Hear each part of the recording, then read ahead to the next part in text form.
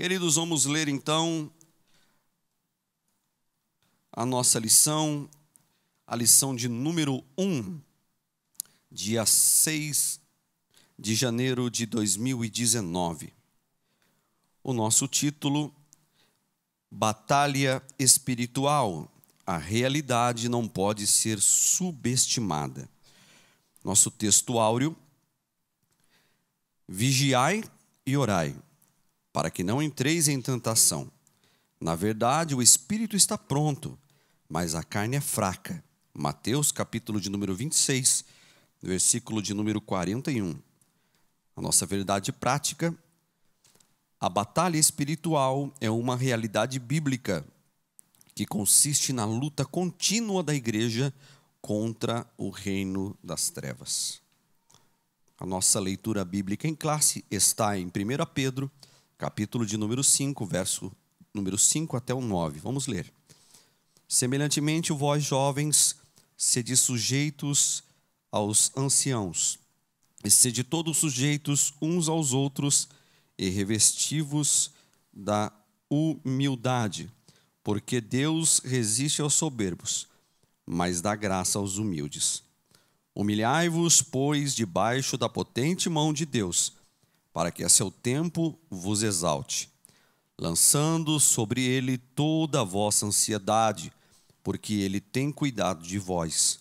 Sede sóbrios, vigiai, porque o diabo, o vosso adversário, anda em derredor, bramando como um leão, buscando a quem possa tragar, a qual resiste firmes na fé, sabendo que as mesmas aflições se cumprem entre vossos irmãos no mundo. Amém, queridos? Feche os seus olhos mais uma vez, por favor. Senhor, nós te damos graça por estarmos aqui. Obrigado, Senhor. O que nós te pedimos é o que sempre te pedimos, Senhor. Abra nossa mente, o nosso coração, o nosso entendimento, para que possamos cravar, Senhor, na nossa alma, tudo que iremos aprender aqui. Sabemos, meu Deus, que esse trimestre é um trimestre de suma importância para todos nós, para que possamos entender, Senhor, essa luta espiritual. Usa, Senhor, mais uma vez o nosso mestre e abra os nossos corações para que possamos entender tudo o que o Senhor tem a nos ensinar. Em nome de Jesus te agradecemos, Senhor. Amém. A paz do Senhor para os irmãos. Amém. Queremos dar nossas boas-vindas também aos nossos amigos, alunos da EBD. Um bom domingo a todos, um bom início de trimestre também. E temos um trimestre muito importante à nossa frente, muita responsabilidade, muito temor de Deus. E já vou logo pedindo as vossas orações, porque iremos entrar num campo que interessa muito o povo de Deus. Porém, também o inimigo, ele trabalha muito nesta área de tentar confundir os cristãos, ou seja, os extremos. É muito perigoso. E nós vamos nos pautar com a palavra de Deus para tratar este assunto, porque há muito que se falar em termos de experiência e outras coisas mais a respeito deste assunto, porém, muito tem levado a muitas pessoas viver de uma forma assim, vamos dizer, uma superstição nesse campo em batalhas espirituais. E também, por outro lado, também outras pessoas ignoram este assunto. Então, esses extremos assim, é muito perigoso. E nós vamos, de uma forma assim, muito cuidadosamente, tratar desse assunto nesse trimestre, e para que a palavra de Deus tenha primazia sobre este assunto que nós iremos tratar. Bem verdade que muitas pessoas carregam com si algumas informações a respeito de batalha espiritual, porém, nós vamos nos ater no que a palavra de Deus nos ensina sobre esse assunto. Amém? Muito bem. Vamos já para a nossa introdução. A batalha espiritual é um tema do trimestre que estamos iniciando. Basta uma olhada na leitura diária para confirmar a menção do assunto nas Escrituras. Mas existe uma onda extravagante que surgiu na década de 1960 que tenta se passar por batalha espiritual. A presente lição apresenta o equilíbrio doutrinário que se virá como ajuda para ninguém subestimar o assunto. Então, como eu disse aos irmãos, desde a década de 60, que esse assunto começou a ganhar, surgiu e ganhar assim uma caminhada, pois porém foi na década de 90 que as igrejas começaram a trabalhar sobre este assunto e, infelizmente, muitos pegaram um caminho que não pautada pela palavra de Deus, e as pessoas começaram a viver sobre um temor, um medo, e usaram essa área também para tirar proveito. E então as pessoas começaram a levar para o lado que tudo era o diabo, e enfim, é um campo que nós vamos estar trabalhando, e isto se ganhou espaço na mídia, e é tanto que os livros, sobre essa área, as pessoas começaram a se interessar mais sobre o inferno do que o céu. Então a pessoa escrevia um livro para falar a respeito do inferno, do diabo, e suas livrarias se esgotavam, porque havia um interesse muito grande, e as pessoas contavam suas experiências, e as pessoas começaram a valorizar muito este assunto, e não foi nada bom. Mas nós iremos, nesse trimestre, com a ajuda do Espírito Santo, com certeza, estar tratando, queridos, é um assunto muito importante que nós não podemos ignorar. Há pessoas que ignoram este assunto, querem saber, mas ele existe, é uma batalha, né? Não é porque você vai colocar a mão na tomada e que você não sabe que ele dá choque, que você não vai tomar. Você sabendo ou não, você vai receber um tranco, dependendo, você vai ficar grudado ali. Agora, vamos logo definir o que é batalha, né, irmão? O que o dicionário vai nos informar a respeito, Oásis? Batalha é um combate entre forças oponentes. Também, combate quer dizer assim um momento decisivo. Você vai tomar uma decisão, você vai entrar num combate para decidir quem é quem. Também é uma troca de golpes. Isso é batalha. Uma luta, um duelo, uma peleja. Isso pode ser num curto espaço de tempo, mas como pode ser algo prolongado.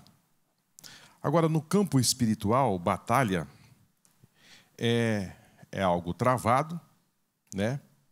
Lá em Gênesis 3:15, Deus já deu um norte, que haveria uma batalha. E essa batalha seria entre Cristo e Satanás. E Cristo foi ferido no calcanhar, e o diabo foi ferido na cabeça. Houve essa batalha. E nós sabemos que quem saiu vencedor, né? Agora, batalha espiritual que nós iremos tratar aqui nesse trimestre, não se fala de uma guerra entre o diabo e Deus. Não. Isso aí não dá páreo, né, irmão? Essa batalha espiritual não se trata de algo, o diabo lutando com Deus. Embora é um arqui-inimigo, né? É inimigo de Deus. Mas não se trata de uma guerra entre o diabo e Deus, mas sim as forças do mal contra a igreja. A luta é a igreja e o reino das trevas. Isso nós iremos tratar nesse trimestre, né? Efésios 6:10, Paulo vai dizer: não temos que lutar contra a carne e o sangue, mas sim contra os principados, contra as potestades, contra os príncipes das trevas deste século, contra as hostes espirituais da maldade nos lugares celestiais. Aqui já mostra que essas forças têm uma hierarquia. Existe é um reino que tem as suas forças, né? E é tanto que essas forças, biblicamente, nós temos apoio para dizer. Judas vai dizer que anjos de um grau de poderio, Deus não permitiu que eles ficassem soltos, com liberdade de ação. De lá, da onde ele estava, no céu, eles foram encerrados em prisões eternas. Eles não estão por aqui, eles estão presos, aguardando o dia final, da sentença final que eles irão receber. Então, a igreja do Senhor Jesus, ela precisa estar atento que existem essas forças e que você, sabendo ou não, conhecendo ou não, elas existem. Essas forças existem. Elas estão aí e a Bíblia diz que eles não estão assim em silêncio. Não. A Bíblia diz que há um rugir de leão, há um desejo muito forte da parte das trevas que você seja devorado. Essa é a realidade. Então, vou logo adiantando aos irmãos, aqueles que querem ignorar este assunto, às vezes quer levar uma vida sem oração, sem leitura da Bíblia, uma vida muito passiva. Então, acha que está tudo bem, que não precisa e que não tem muita necessidade de conhecer. Então, o mundo espiritual para ele é neutro, não existe, então ele está tudo bem. Ele não precisa entrar em oração. Não sei se os seus irmãos estão entendendo o que estou querendo passar. Ele não precisa orar, ele não precisa combater, ele não precisa nada disso. Então, ele automaticamente disse: essas forças não existem. Então, eu não preciso orar. Eu não preciso combater. Eu não preciso lutar. E, na verdade, desde que você vem para Cristo, até o seu último suspiro aqui nesta terra, você está em batalha. Quando você estiver respirando aqui, você está em luta. Você está em luta. Então, Paulo vai dizer a esta igreja, no capítulo 6, que a nossa luta não é contra carne e sangue. Ou seja, a nossa luta, ela não é com pessoas. Essa luta com pessoas é coisa muito pequena. É ínfima, é um negócio muito, muito próximo de zero. Agora, a luta espiritual, essa aqui, irmão, essa aqui é pesada. Ela é muito pesada. E o crente, ele precisa estar atento que quando ele aceita Jesus como Salvador, ele passa a fazer parte de um outro reino. De um outro reino. E Jesus disse, ontem até o pastor trouxe uma palavra muito importante, que nós estaremos reinando no futuro. Não, o reino já começou. Né? Jesus disse que o reino de Deus está entre nós. E com este reino, ele não entregou este reino e não estabeleceu esse reino que não deixa você à mercê, ou seja, à deriva, com que você não tendo força para lutar neste reino. Ele lhe dá o Espírito Santo, esta ajuda para que você possa imprimir força. O Espírito Santo, um dos atributos dele é a força, né? E nós vamos ver aqui mais para frente que a luta ela é pesada, não é coisa simples não. Então nós podemos valorizar demais, mas também nós não podemos ir desprezando, né?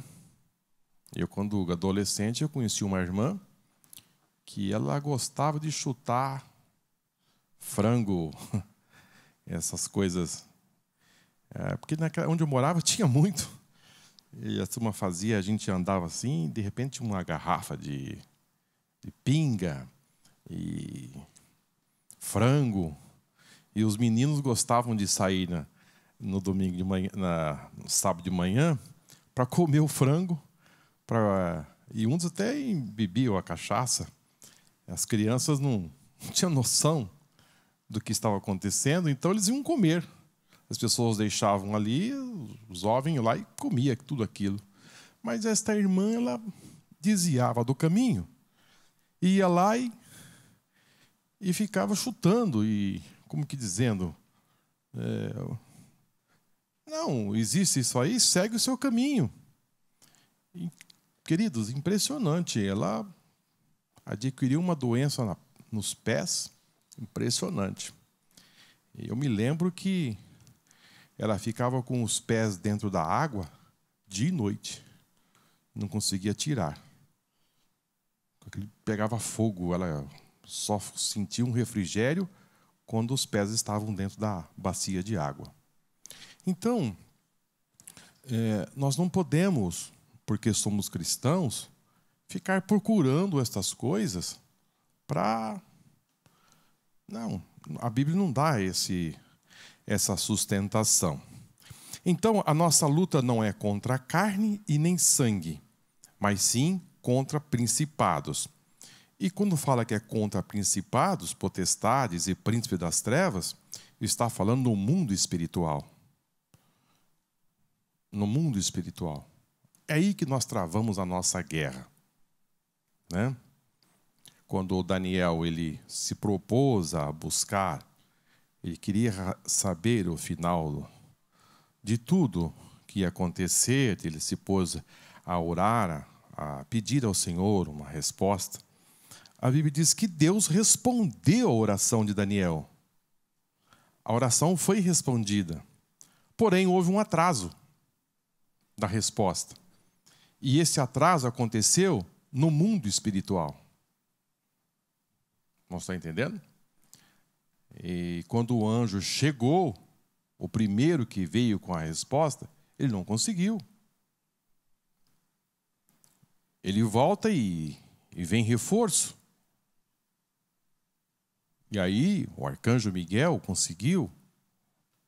Só que ele chega e dá a informação, olha, desde o primeiro dia em que você assentou no coração em buscar, Deus te respondeu. Só que houve um atraso de 3 semanas. Só que hoje eu estou chegando com a resposta. Então, Daniel ele perseverou ali em oração até que a resposta veio. Então, existe resistência no mundo espiritual? Existe resistência. Só que no final vai prevalecer Deus. Então, por isso que a Bíblia fala que nós estamos em combate. Nós estamos em luta, nós temos que resistir. Né? Que resistir o diabo significa dizer você manter no combate. E o próprio versículo vai dizer, se você resistir o diabo, quem que vai fugir? É ele. Embora nós estamos aqui, né? Nossa condição, só que se você resistir, é ele que foge. E ele fugirá de vós. Então, essa batalha, ela ela existe. Jesus participou, né? Ele participou desta batalha ali no deserto.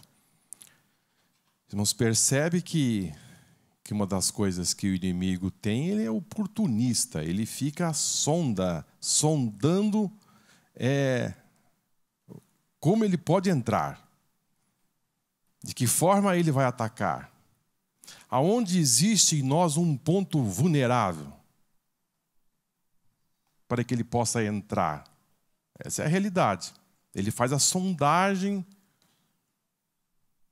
Aonde que existe neste irmão, nesta irmã, um ponto fraco. É aí que ele vai entrar. E quando Jesus passou ali 40 dias em jejum, em oração, ali, o que ele apresentou para Jesus depois de 40 dias? Pão. Está com fome. Eu disse, olha, você tem poderes para transformar essas pedras em pães. Está com fome.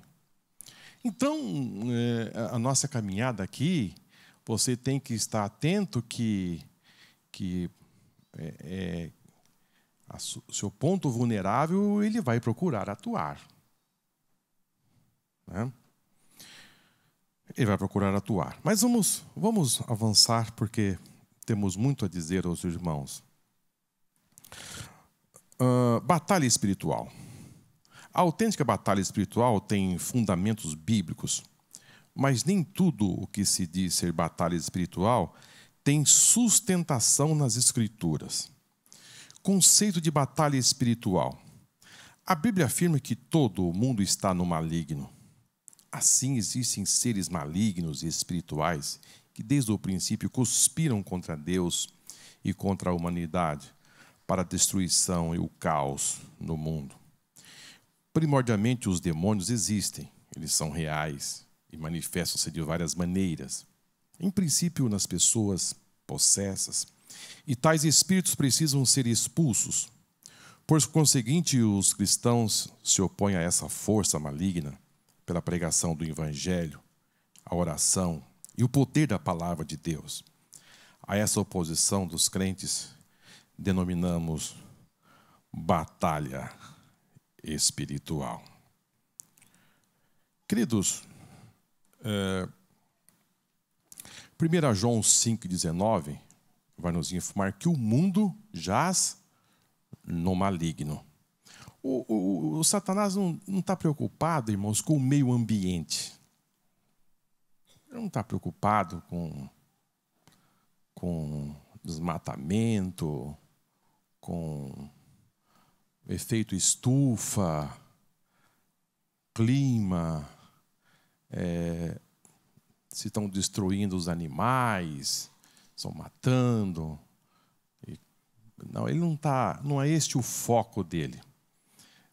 Esse mundo que fala aqui não é o mundo físico.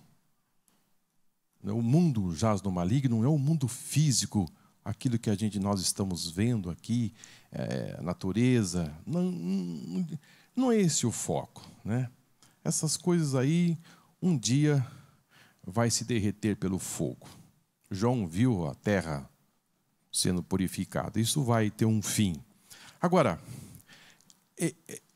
esse mundo jaz no maligno, as forças políticas, as forças econômicas, esse mundo que conspira, tudo isso que está aí, essas autoridades, tudo que passa por aí, ele tem o maior interesse em fazer as suas articulações para que o ser humano seja atingido. Conspira contra Deus usando quem?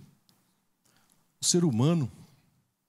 Ele sabe que uma tacada que ele der, um movimento que ele passar, se ele ganhar um espaço, né? Nós estamos falando aos irmãos na superpotência, que dita as regras para os países mais pobres, os países eminentes.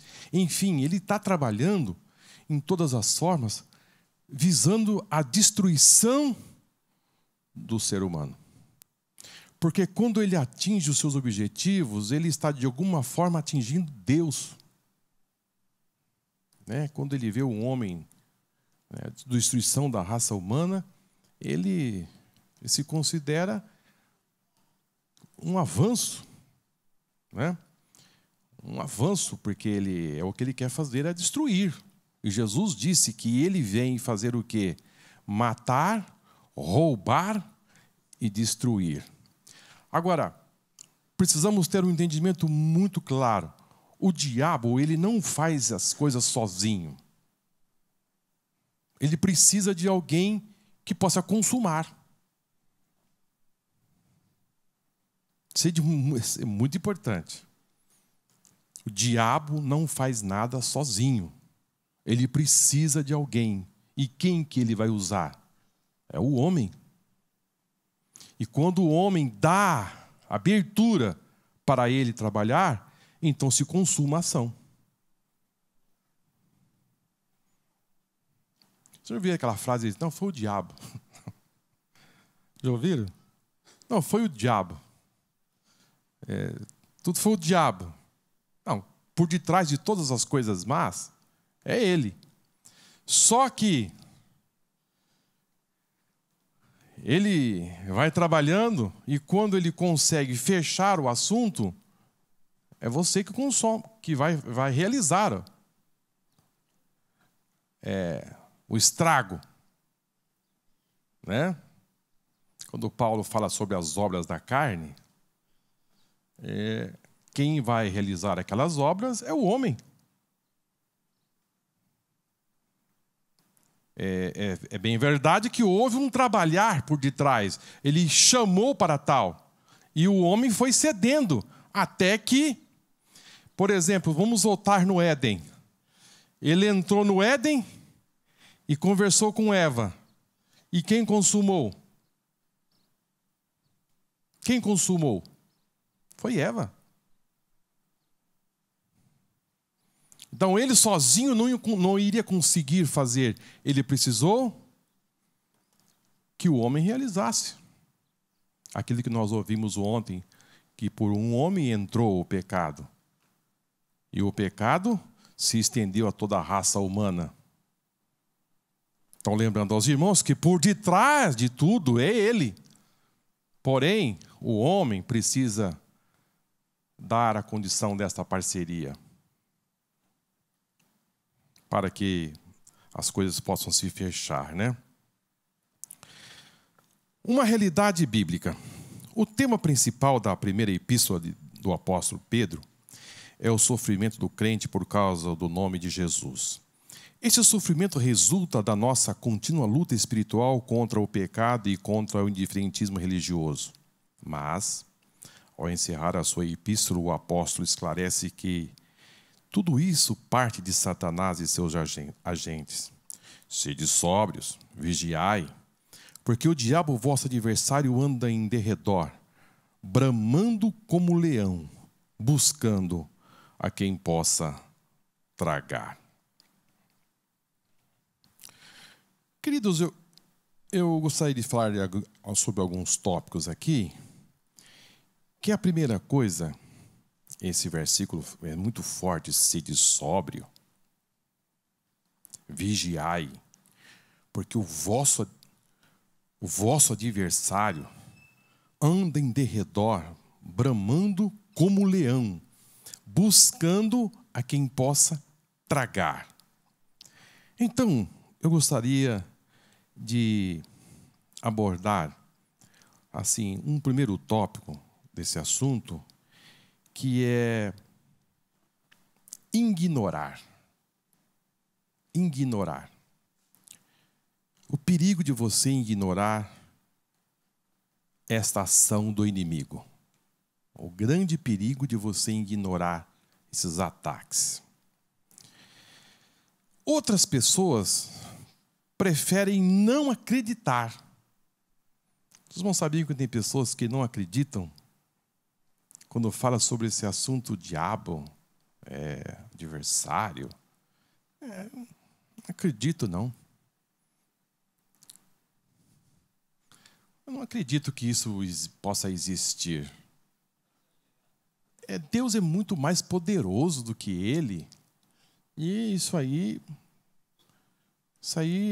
é alguém... E se existe, já está vencido, então ele ignora. Ele não quer muito se envolver muito com esse assunto, ele prefere ignorar. Ignorar. No entanto, irmãos, a Bíblia nos assegura que a vida cristã não é um mar de rosa. A vida cristã não é um mar de rosa. Senão pelejas constantes. Nós vamos entrar em batalhas, em lutas constantemente. Nós temos um versículo na segunda carta de Paulo aos Coríntios, no capítulo 7, versículo 5, que diz assim: porque mesmo quando chegamos à Macedônia, a nossa carne não teve repouso. Repouso algum. Antes, em tudo fomos atribulados. Por fora, combate. E por dentro, temores. Mas Deus, que consola os abatidos, nos consolou com a vinda de Tito. Nós estamos falando aqui de um homem, irmão. Estamos falando aqui de Paulo. Um homem de um chamado muito especial. Ele fala que quando ele chegou à Macedônia, ele foi atribulado tanto por fora como por dentro. Quando ele fala por fora, ele está falando dos combates externos, os problemas, açoites, pelejas, enfrentamento de pessoas, enfim, todos os problemas. Mas ele fala também de temores por dentro. Aqui ele fala em guerra internas. Você já teve aquele dia assim que você fala, meu Deus do céu, hoje parece que, né, Mário? Você sente que está pesado. E você fala, bom, eu preciso arrumar um lugar para orar. Porque está muito pesado. Você sente que a coisa é interna, você está travando algo muito forte. Sem saída. Às vezes, queridos, vou contar um particular para vocês aqui.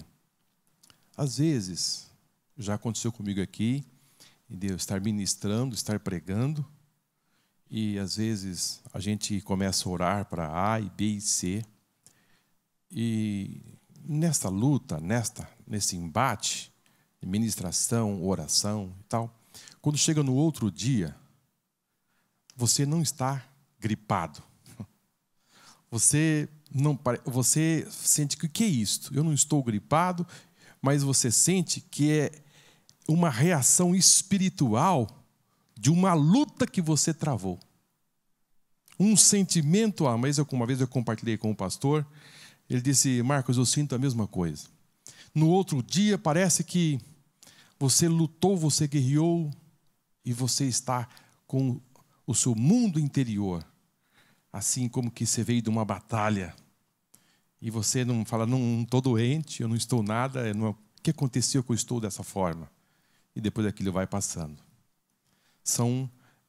Foi por isso que Paulo diz assim, mas Deus que consola os abatidos. Esse abatido aqui é um batimento espiritual, queridos.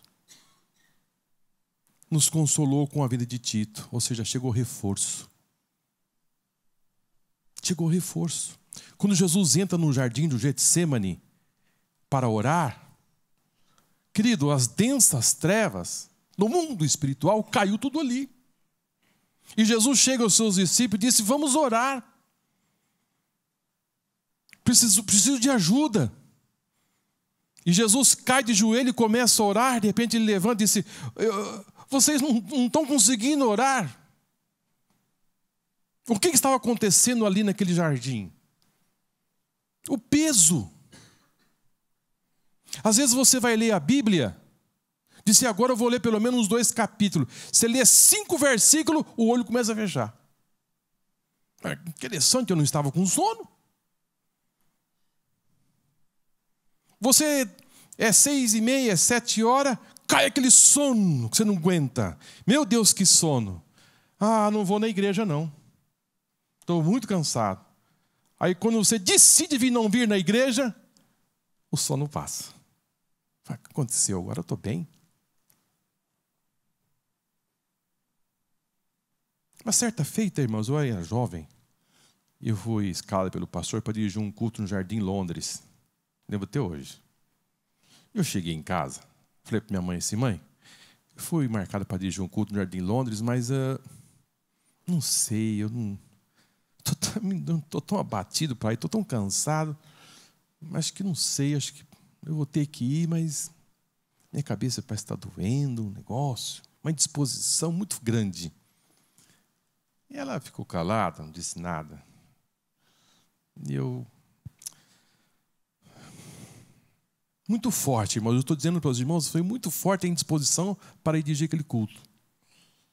Mas não tinha o que fazer, eu tenho que ir, eu vou. Fui escalado. E eu cheguei na casa da irmã, e um casal novo convertido, ele tinha aceitado a Jesus como Salvador. E ela, eu penso que ainda não, ela não tinha aceitado a Jesus ainda. Mas ela arrumou assim, muito bonitinho, assim à frente da casa, e colocou um púlpitozinho de madeira e ajeitou. Eu olhei aquilo assim e falei, meu Deus, que coisa linda. E os irmãos começaram a chegar e começamos o culto. E o culto terminou. E aí ele disse assim, pastor Marcos, eu queria que o senhor orasse pela minha esposa. Ela está com uma forte dor de cabeça. Ela disse, está insuportável. Eu disse, vamos orar. Ela entramos na sala, ela se ajoelhou, começamos a orar. Quando eu pus a mão sobre a cabeça dela, eu percebi que a minha mão ficou e ela desceu. Aí eu abri o olho, ela estava caída no chão. Eu percebi uma coisa estranha. Aí me abaixei e vi que ela estava se torcendo. Falei, o inimigo. Aí começamos a orar para expulsar. Queridos, ela levantou ali, naquele lugar, e eu nunca vi algo tão forte. Mas uma força que ninguém conseguia segurar. Era muita força para uma mulher. E ela vinha de um canto para o outro da sala, assim, ela se jogava contra a parede, mas com muito ímpeto, que eu falei, ela vai acabar se machucando. Nós precisamos fazer alguma coisa. E ela batia e vinha e voltava no outro canto, assim, com muita força. E eu tentei segurar algumas vezes, ela escapava das minhas mãos. Eu disse aos companheiros, disse, irmãos, vamos fazer uma parede aqui. Quando ela voltar, todos nós vamos segurar. E foi o que nós fizemos. Quando ela voltou, nós seguramos ela. E os 3, 4 irmãos, e começamos a orar. E ela ficou liberta. Aí eu perguntei a ela se ela estava bem. Aí o esposo disse, e a sua dor de cabeça, como é que você está? Ela curou, disse, minha dor de cabeça passou. Não estou sentindo mais nada. Irmãos, percebe? Então, vamos fazer uma ligação. Começou lá comigo. Lá em casa. As forças dizendo, não vai. Tentando me segurar em casa. Então, a forma que o inimigo trabalha, ele trabalha de forma antecipada. Disse, aonde que ele vai? Ele vai lá na casa. Vai dirigir um culto. Lá tem alguém que eu tenho como presa. Então, é uma das formas que o inimigo trabalha, é desta forma. Destruir.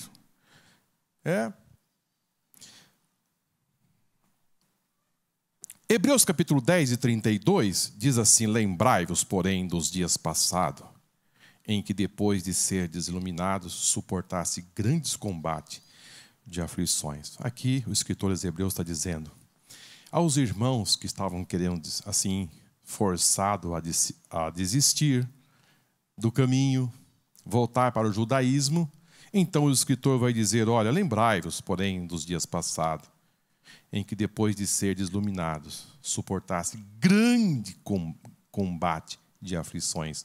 Ou seja, esse grande combate de aflições é no mundo espiritual. Você está em combate. Eu estou frisando isso aos irmãos, porque estamos nesse tópico ainda daqueles que ignoram que isso não existe. E tudo diz essa é consequência, isso é normal. Esses problemas aí não é coisa do espiritual, não, é coisa corriqueira. Não, são combates e aflições. Paulo vai escrever a segunda carta aos Coríntios, capítulo 2, versículo 11, dizendo: porque não ignoramos os seus ardis. Você não pode ignorar. São ataques. São os seus ardis. São as suas artimanhas. Suas formas de ele trabalhar, de lutar.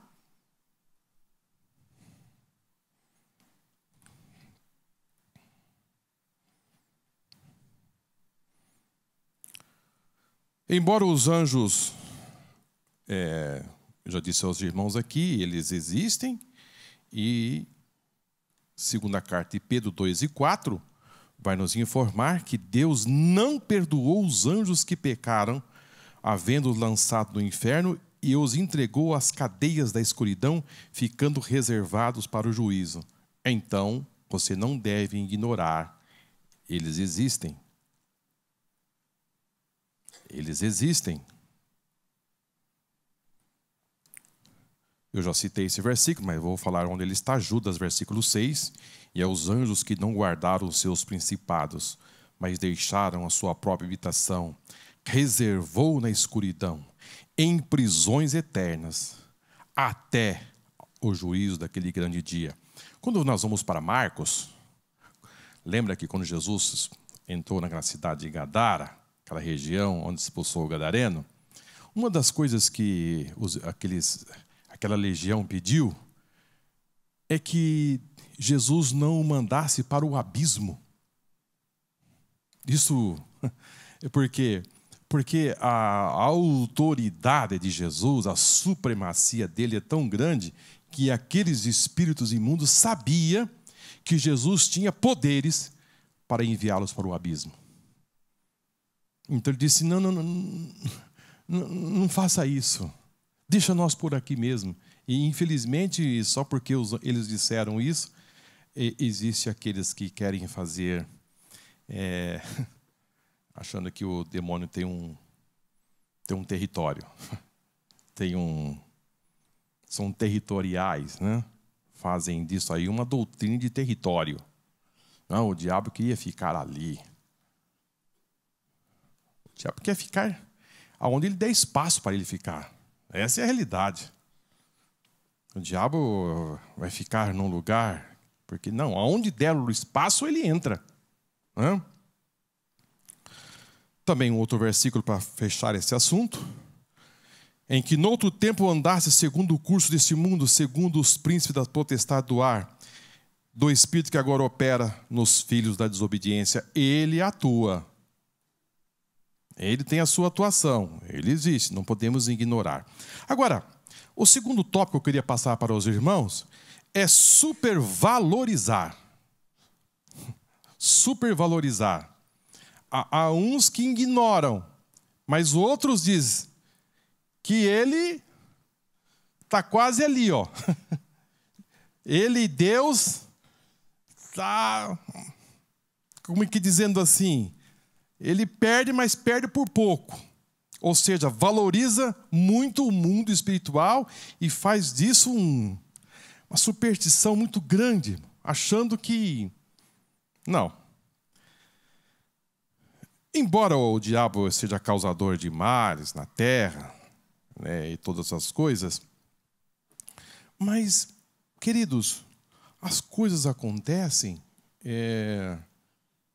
porque nós temos essa participação. Lamentações, capítulo 3, versículo 39, diz assim: de que se queixa, pois, o homem vivente? Queixa dos seus pecados. Então, as coisas acontecem porque o homem, ele tem a participação de realizar as coisas erradas. Então, de que se queixa o homem? Queixa dos seus pecados. Então, valorizar que é o diabo que está fazendo, atribuir a ele que tudo de mal que está acontecendo, ele é o culpado? Não.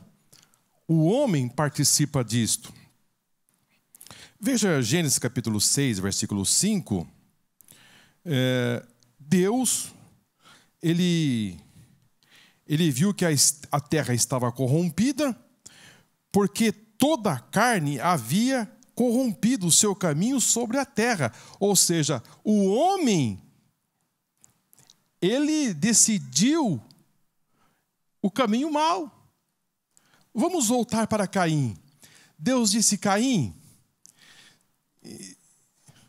em outras palavras, eu sei que você quer fazer. Eu sei qual a sua intenção. Eu sei o que você está planejando. Olha, irmãos, não foi um pregador que foi falar com Caim. Não foi... quem seria uma autoridade ali na época? Bom, o mundo estava começando. Então, quando não se tem, o que Deus fez? Eu vou falar com ele. Disse: Caim, eu sei, o pecado já às portas, eu sei tudo que você quer fazer, mas você tem tempo de mudança. Às vezes, queridos, eu penso muito nisto. Porque às vezes a gente fica assim, dizendo, às vezes a gente fala assim: eu preciso ajudar fulano, eu preciso fazer alguma coisa, eu preciso... Queridos, mas há pessoas que não se deixam mudar. Deus falou com ele: não faça, não vai dar certo isso aí. Ele não aceitou. O que ele fez? Meu irmão, vamos dar uma volta no campo. Os irmãos sabem da história. Então, por isso que eu estou enfatizando isso aos irmãos, porque valorizar esse lado, achar que não. Agora, as coisas que acontecem, também Deus pode agir. Como ele agiu aqui, quando o dilúvio aconteceu, aquela tragédia toda. Quem que trouxe aquela tragédia? De repente, o mundo começa a se encher de água e as pessoas, crianças, começam a morrer e tudo começa a sumir debaixo das águas. Quem que provocou? Quem trouxe o dilúvio? Foi Deus. Foi Deus que trouxe o dilúvio. No livro de 2 Crônicas, capítulo 7, versículo 3, diz: se eu fechar os céus e não houver chuva, ou se ordenar os gafanhotos que consumam a terra, ou se enviar peste entre o meu povo. Deus pode mandar peste. Sim ou não? Sim. Deus pode mandar, ordenar os gafanhotos que consuma tudo. Deus pode mandar um dilúvio? Ele mandou. Deus pode fazer. Ele é Deus. Por causa do pecado. O dilúvio aconteceu por causa do pecado. Mas quem mandou o dilúvio foi Deus. Não é maldição, mas a tragédia veio por ele. Tudo aquilo que estava acontecendo, quem está mandando o dilúvio? É o diabo? Não. É isso que eu estou tentando passar para os irmãos. Quem trouxe essa tragédia do dilúvio? Alguém pode dizer: é o diabo que está fazendo isso. Não, não foi o diabo que fez aquilo. Foi Deus que destruiu. Agora, Deus faz, irmãos. Deus tem essa ação no sentido de fazer o quê? Corrigir. Não estou entendendo? Deus manda estas coisas no sentido de oferecer para o homem correção.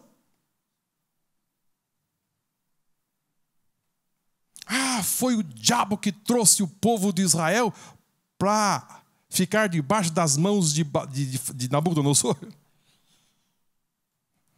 O pecado atingiu e Deus fez com que eles fossem, para fazer o sentido de correção. Então, nós precisamos, irmãos, entender da onde vem o porquê que está acontecendo as coisas. É de uma importância muito grande você ter um entendimento do por que está acontecendo e não atribuir a quem não deve. Você está entendendo? Eu não posso atribuir aquilo, isso é o do diabo, e valorizar o diabo.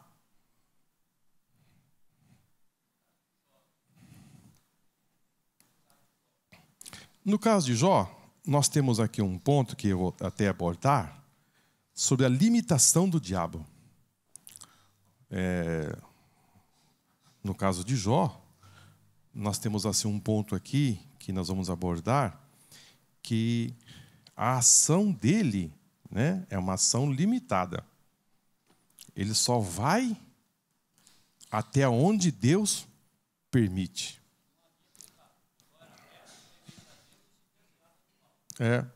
Mas ali Deus queria fazer com que Jó conhecesse a Deus melhor. É impressionante, né? Segundo 1 Tessalonicenses, capítulo 2, versículo 18. Olha o que aconteceu com o apóstolo Paulo.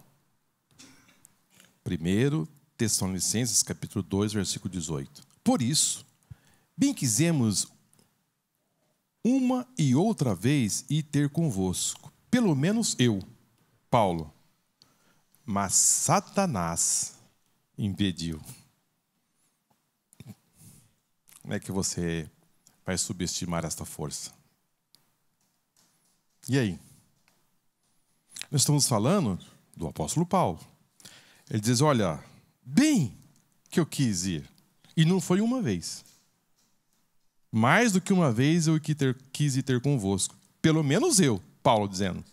Mas Satanás impediu. Queridos, nós precisamos ficar mais espertos. Nós precisamos ficar mais atentos. No mundo em que nós estamos vivendo, nós precisamos entender que tem algo, forças externas, bramando, buscando meios de impedir o seu avanço. É isto que está ficando muito claro. Esses versículos vão nos ajudando a entender que as coisas caminham assim.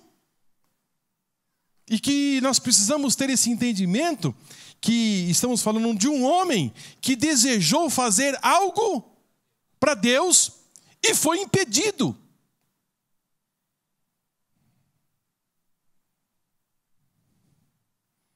Estamos falando de um homem que buscava, que estava em intensa oração, estava com a sua vida entregue no ministério, que trabalhava diuturnamente, chamado por Deus, um homem dotado de dons espirituais. Porém, em algumas oportunidades, ele não conseguiu atingir os seus objetivos. Paulo traçou muito, Paulo era um pensador, ele arquitetava as coisas. Quando ele decidiu ir para Jerusalém, para Roma, ele planejou muito esta viagem. Ele desenhou muitas vezes, nas suas cartas, ele fala muito dessa viagem para Roma. Porém, da forma que ele projetou, não aconteceu. Não aconteceu. Pelo menos ele fale mais do que uma vez que ele desejava muito pregar aonde, em que país? A Espanha. Como ele desejava ir para a Espanha? Mas nós não temos relatos na Bíblia que Paulo esteve na Espanha. Ele disse, vou chegar em Jerusalém, vou chegar em Roma. Olha o plano de Paulo.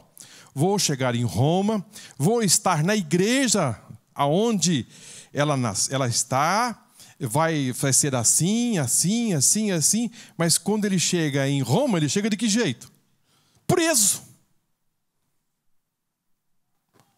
Coloca um homem dentro do cárcere, e ali amarrado com mais homens da corte romana, e ali ele fica preso.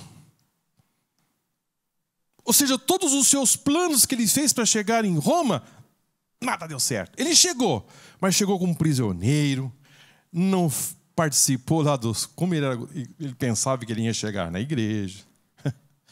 E chegou aqui o irmão Paulo, vamos apresentá-lo. Não é assim que você... Uma viagem, vou chegar em Roma, conhecer os irmãos, e lá vou ministrar, e vou ser recebido, e vai ser tudo muito bem. Quando ele chega carregado. Para onde ele vai? Para o cárcere. Mas, queridos, como pode?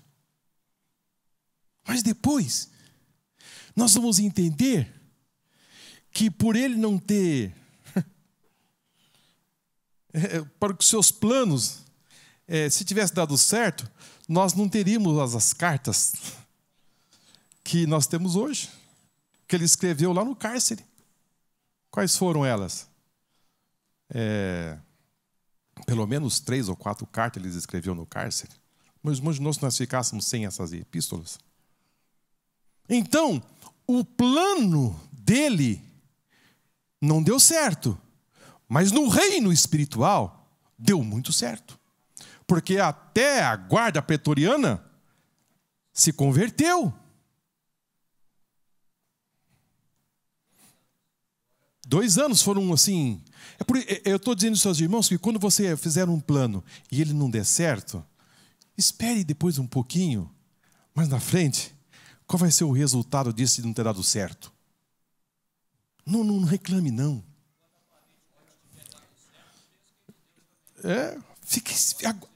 Aguarde um momento. Porque quando você faz um plano e não dá certo, é o diabo. Não, irmão. Eu francamente, estou dizendo para os irmãos assim, não sei se estou ficando velho. Vai chegando a certa, fica mais assim, né? Mas, quando... esses dias atrás, nós fomos colocar o ventilador lá em casa, eu e o Fernando. E, coitado do Fernando, eu cheguei para ajudá-lo, né? Eu disse, Fernando, deixa que eu te ajudo. Eu sentei no sofá e comecei a colocar essas asinhas, né? Deixa comigo. E eu peguei o desenho e tal, e fomos colocando. Eu falei, tá tudo certo, Fernando? O Fernando deu uma supervisionada. Não, tá certinho, pastor, tá certinho. Daqui a pouquinho fomos erguer lá em cima. E quando foi para girar, começou a ficar assim, balançando. Bom, o fato é que quando não dava certo, a gente sorria. Oh, tá tudo bem, vamos ver o que aconteceu. E vamos tomar um refrigerante. E depois, de novo, não deu certo. E depois, por fim... Queridos, vamos ver o que está acontecendo. Por que o pneu do seu carro furou? O que aconteceu porque ele furou agora? Justamente agora. Por que isso não deu certo? Por que as coisas não estão... Não, é o diabo. Não, irmãos. É porque você não viu o projeto certinho, senão você tinha feito melhor. Não estão entendendo? Muito bem. Vamos avançar um pouco mais. Paulo vai dizer também, irmãos, na segunda carta aos Tessalonicenses, capítulo 2, versículo 6, dando uma informação da seguinte forma: e agora vos sabeis que o que detém, para que o seu próprio tempo seja manifestado, porque já o ministério da injustiça opera.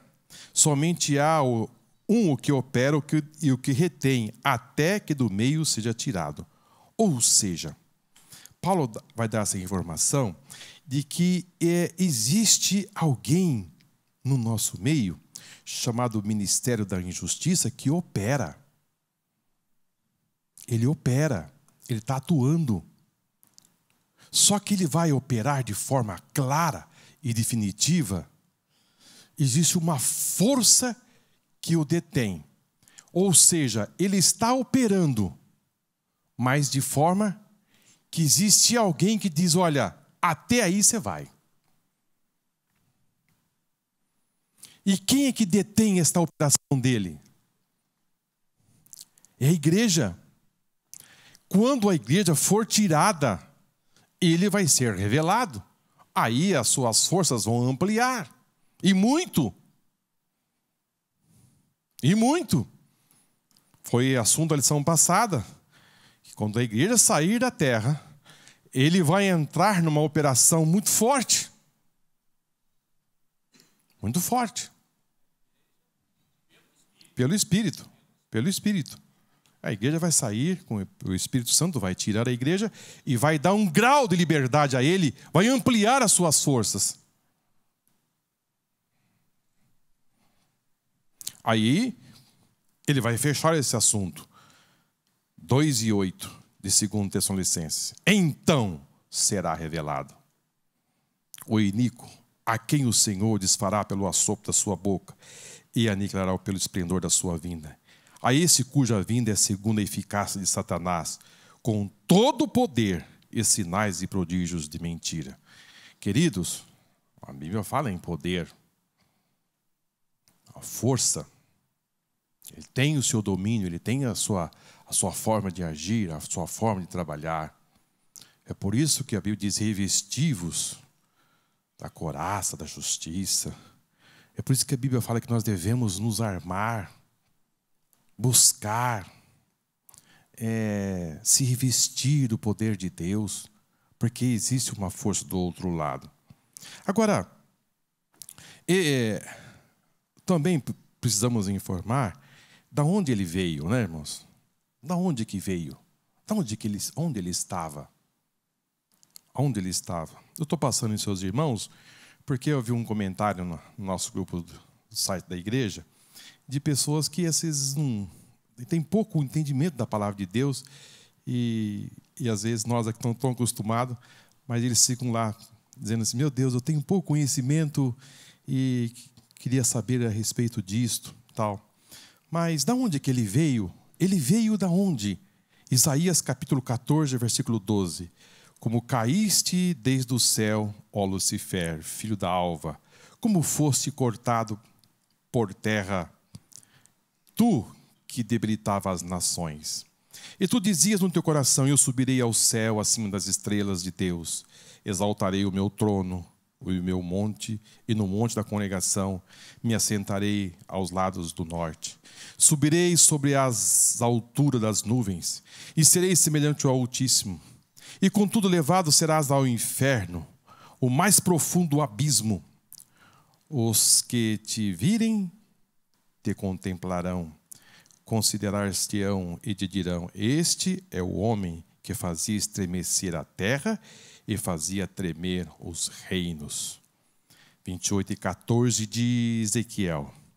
Tu eras o querubim ungido para cobrir, e te estabeleci no monte santo de Deus, estava no meio das pedras afogueadas, perfeito eras nos teus caminhos, desde o dia em que fosse criado, até que se achou iniquidade em ti. Aqui está o início do mal. Ele foi lançado, ele caiu do céu, foi precipitado, e a Bíblia fala no mais profundo abismo. Então a origem do mal vem por aqui. Foi precipitado dos céus e veio para tentar os homens na terra. Agora, aquilo que o pastor Paulo falou a respeito de Jó, né? Ele não pode agir, mesmo que ele venha com todo esse poderio, ele não pode agir de forma autônoma. Ele está sob o controle de Deus. Isso nós precisamos saber. Esse mundo de batalha espiritual, você diz, mas então o diabo faz o que quer comigo? Ele pode fazer o que ele quer? Não. Ele não pode. Jó 1:11. Mas estende a tua mão e toca-lhe em tudo quanto tem. Uma ordem de Deus. E verás que não blasfema contra ti na tua face.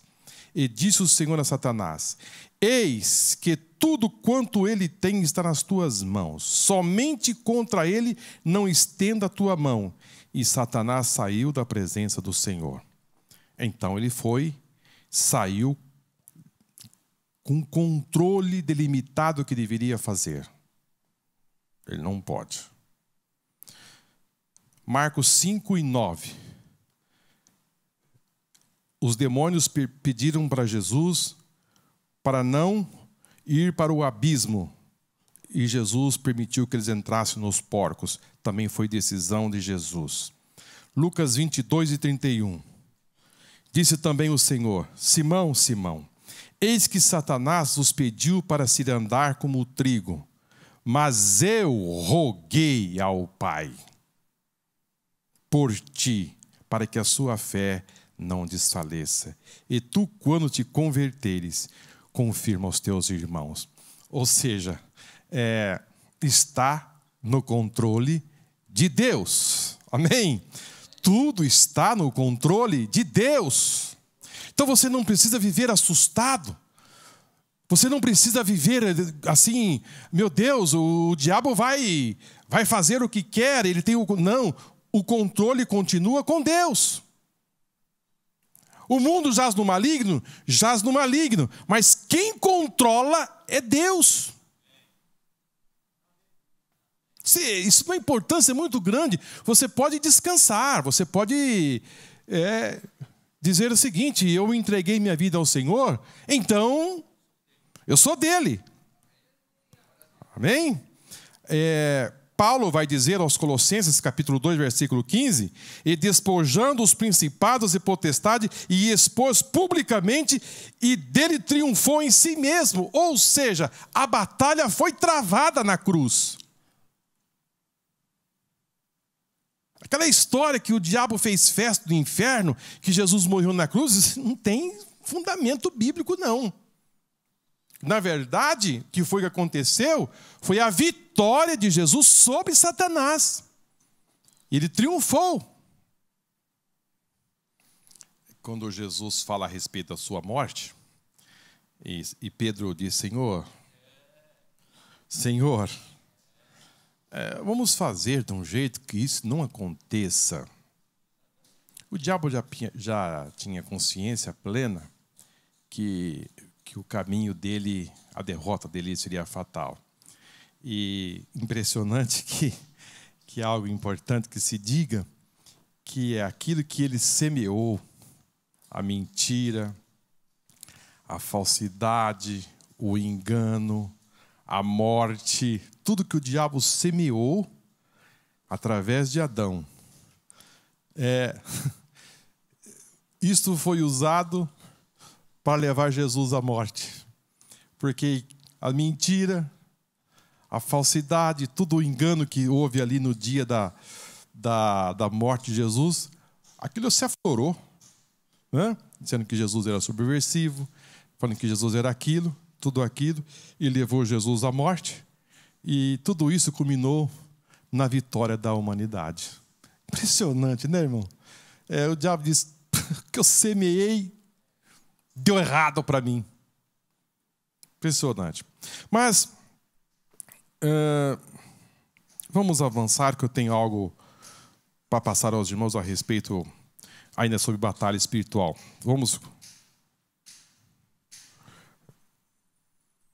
Muito bem. Obrigado, pastor. O que não é batalha espiritual? O que geralmente se chama de batalha espiritual, por alguns é um modelo não bíblico e nocivo à fé cristã. Os mentores dessa doutrina pensam na Bíblia, aqui e ali, e adaptam as passagens selecionadas para ajustá-los às suas próprias experiências. Trata-se de uma cosmovisão abrangente de culturas antigas, como a da Macedônia e do Egito, influenciada pela magia e pelo ocultismo. Era uma época era na época de um mundo cheio de forças ocultas, em que os homens viviam procurando se proteger de deuses e demônios malévolos. É uma estrutura muito próxima do ocultismo contemporâneo, com a doutrina dos espíritos territoriais, maldição hereditária, ou de família com os rituais de libertação. O que não é batalha espiritual? Queridos, nós entramos agora aqui num campo, assim, que requer, assim, um cuidado, né? Nós estamos falando aqui de mapeamento, ocultismo e outras coisas mais. Isso aqui, olha, queridos, nós precisamos ter muito cuidado. Você não sabe que existem hoje, às vezes os irmãos podem não ter esse conhecimento, porque é algo que corre por aí e vem caminhando, de pessoas que fazem algo assim no mundo do ocultismo, no mundo espiritual, de ter um entendimento nesta área, e acaba, infelizmente, trazendo grandes problemas, tanto na área do mapeamento territoriais e também maldições hereditárias, envolvendo famílias e assim sucessivamente. Falando um pouquinho sobre mapeamento, há pessoas que chegam ao ponto de dizer que é o seguinte: na cidade de Campinas, vamos fazer assim, Campinas, no bairro X, na rua Y, ali tem um demônio que toma conta daquela área. E dá até o nome do demônio. Os demônios que atuam no Brasil são os demônios XYZ. Os demônios que atuam na África é o demônio tal, tal, tal, tal. Os demônios que estão lá em tal lugar, assim, assim, assim, assado, são os demônios assim, assim, assim. Queridos, nada disso tem fundamento bíblico. E as pessoas chegam a dar o ponto até de nome de demônios. O demônio está nesta região, o demônio está nesta rua, e nós precisamos expulsar o demônio deste lugar, e assim sucessivamente. Nada disso existe. Nós não encontramos na Bíblia que existe um lugar, um mapeamento, em que o diabo trabalhava e que ele era responsável daquela área. Eles atribuem aquelas palavras de Daniel, dizendo que aquele príncipe da Pérsia cuidava daquela região da Pérsia, que ele era responsável para trabalhar naquela região. Queridos, nada disso. O contexto daquele assunto não dá sustentação para isto. E também pregam que quando os demônios disseram para Jesus para ficar naquele lugar ali, também eram demônios que queriam permanecer ali, porque eram demônios territoriais. Na verdade, aquelas pessoas que estavam naquele lugar eram pessoas demasiadamente materialistas. São pessoas que estavam ali dando facilidade para que eles pudessem atuar naquele lugar. Aonde existe um espaço para o diabo trabalhar, ele vai trabalhar. Ele sai desse lugar e vai para onde ele está dando espaço para ele. Não vai pensar que ele fica cuidando disso aqui e abandonando o resto, não. Aonde houver um lugar, ele vai atuar. Agora, o que nós precisamos como igreja do Senhor Jesus é evangelizar o mundo. Aonde a palavra de Deus chega, o diabo sai. Quando Jesus chegou ali em Gadara, o que aconteceu com aquele gadareno? Ele foi liberto. O que os demônios pediram é para não ir para o abismo. E não demarcando território. E dizendo aqui, esse lugar aqui, o diabo tal que cuida disso aqui. Queridos, não pense assim, não. E fazer aquela superstição que aqui morou alguém, então o diabo está aqui dentro. Se a pessoa saiu dali e estava possessa, o diabo foi junto. O diabo foi junto. O diabo não está interessado em paredes, não. O diabo está interessado em destruir as pessoas, o homem e a mulher. Onde ele for aceito, ele vai entrar. Não vai perder tempo com estas coisas, não. Não, eu não posso comprar essa casa, porque essa casa está macumbada. Entra um homem de Deus ali e vê o que vai acontecer. Não vai acontecer nada.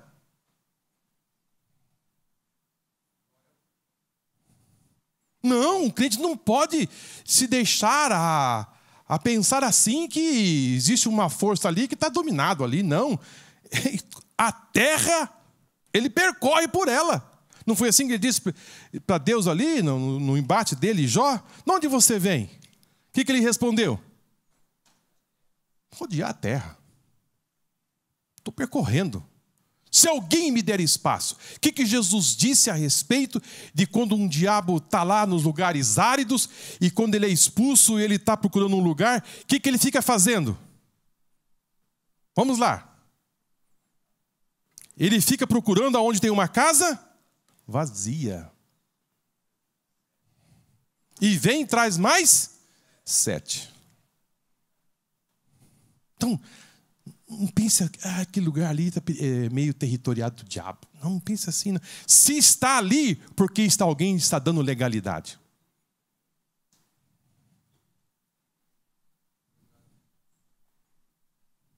Se existe alguma coisa acontecendo em algum lugar, é porque alguém está dando, é aquilo que o pastor sempre fala, alguém está produzindo lixo para que ele possa viver desse lixo.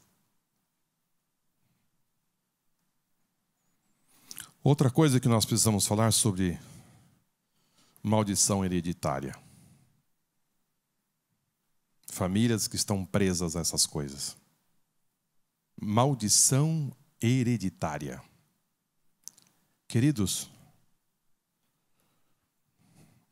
o que a Bíblia fala a respeito de maldição hereditária? Existe? Existe maldição hereditária? Deus trabalha nesta linha? Eu estou passando para os irmãos aquilo que a Bíblia fala. Existe maldição hereditária? Sim ou não? Eu já vou encerrar, só depois nós vamos. Queridos, não existe maldição hereditária. Não existe. Não existe uma maldição. Se eu tenho alguma coisa na minha vida, se eu sou um pecador potencial, o meu filho não nasce com os meus pecados. O meu filho não vai nascer com os meus pecados. Os meus pecados eu vou dar conta a Deus. Eu vou nascer pecador com os pecados oriundos que nós aprendemos ontem de quem? De Adão. Nascemos pecadores, todos pecaram. Mas o meu filho não vai nascer com os meus pecados. Os meus pecados foi eu que pratiquei. Um dia se eu não resolver o meu problema dos meus pecados, eu vou dar conta a Deus. O meu filho vai dar conta dos seus pecados a Deus. Cada um dará conta dos seus pecados. Agora, o que existe, irmãos? O que existe, que nós precisamos entender, é que famílias que vivem, dentro de um ambiente de pecado, o que existe é isto, Vamos pegar assim um exemplo. Uma família, fala alguma coisa aí, assim que deixa o ambiente saturado de coisas erradas. Alguém fala aí alguma coisa? Alguém pode dizer algo? Bebida. um ambiente em que o pai, a mãe, todo mundo bebe e vive naquele mundo de bebedeira e orgia e tantas coisas mais. Então aquela família produz a lixaiada toda. Não estou entendendo?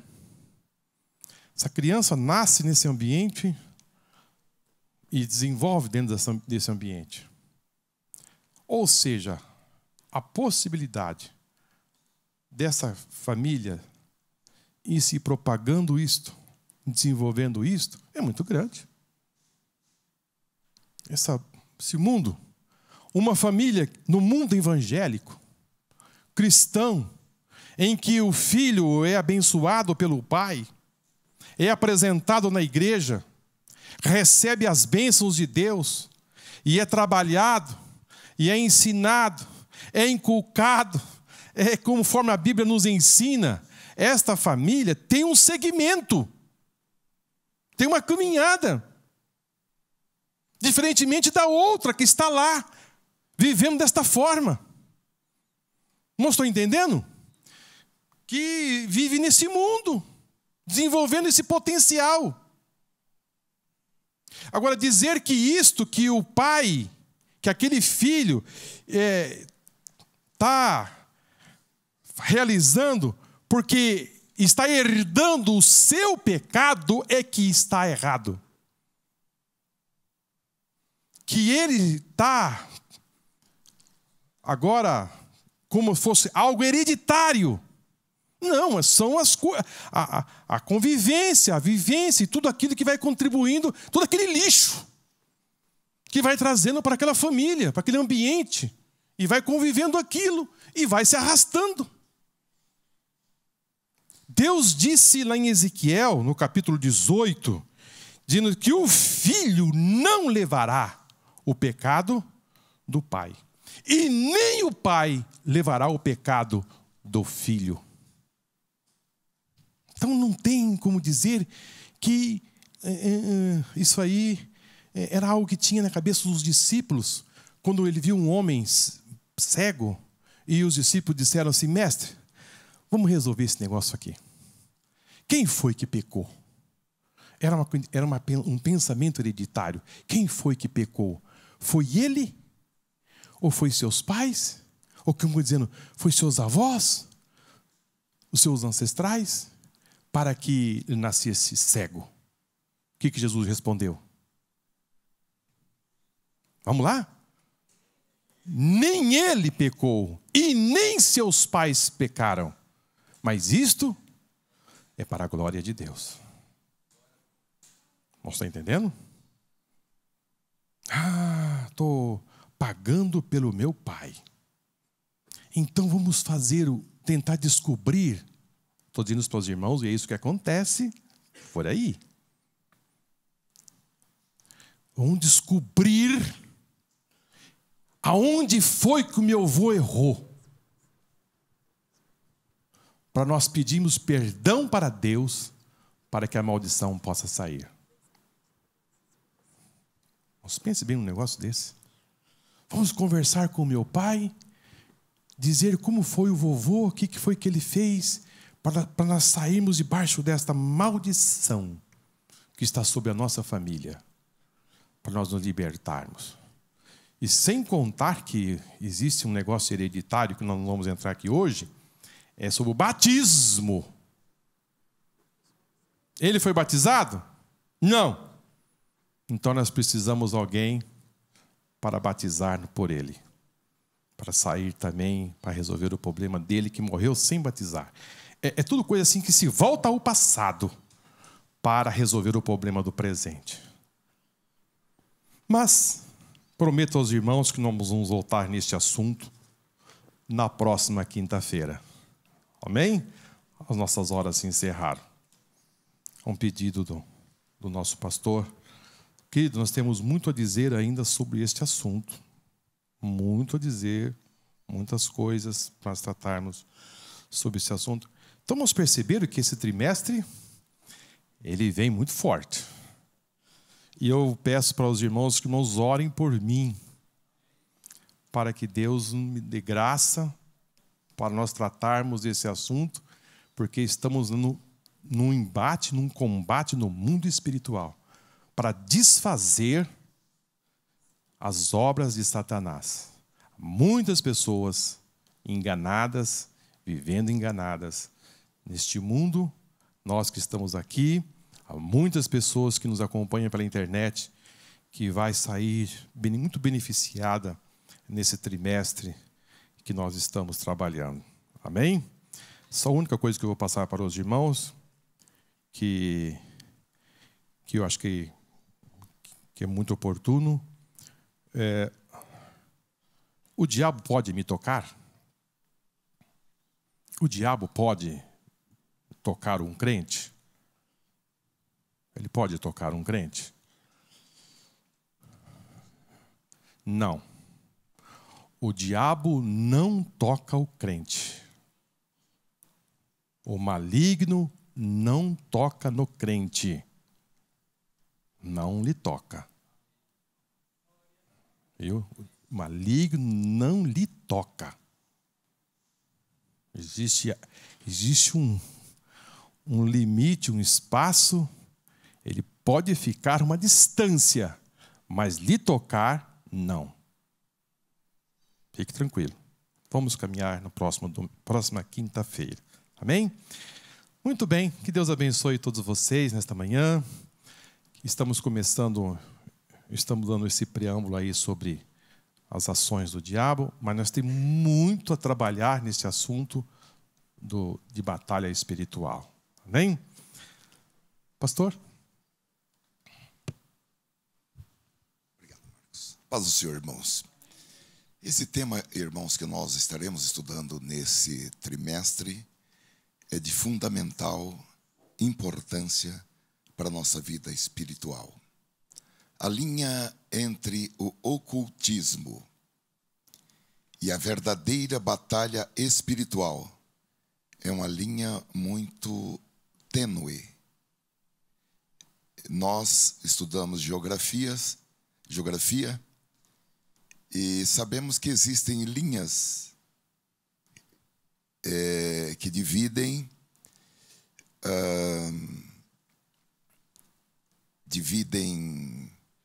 regiões, obrigado, pastor, regiões em nosso próprio país, mas regiões geograficamente de continentes. Só que você passa por aquela linha e você não observa. Queridos irmãos, o ocultismo, ele tem uma similitude muito grande com o que nós chamamos de batalha espiritual. E o crente, meus queridos irmãos, que por natureza é uma pessoa voltada para coisas espirituais, precisa ter definições precisas para que ele não cruze essa linha pensando que está em batalha espiritual, mas está praticando atos ocultistas. Então, é muito importante que nós voltemos para a Bíblia, para olhar o que a Bíblia diz a respeito de cada um desses temas, porque a atitude de Satanás e dos seus demônios sempre foi em imitar a obra do Espírito Santo. Ok, irmãos?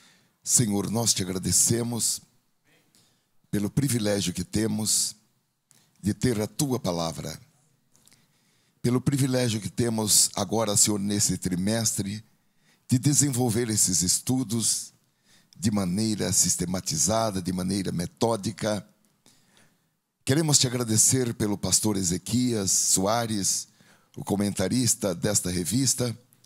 Oramos para que este servo tenha saúde e toda a enfermidade que o tenha assolado seja banida.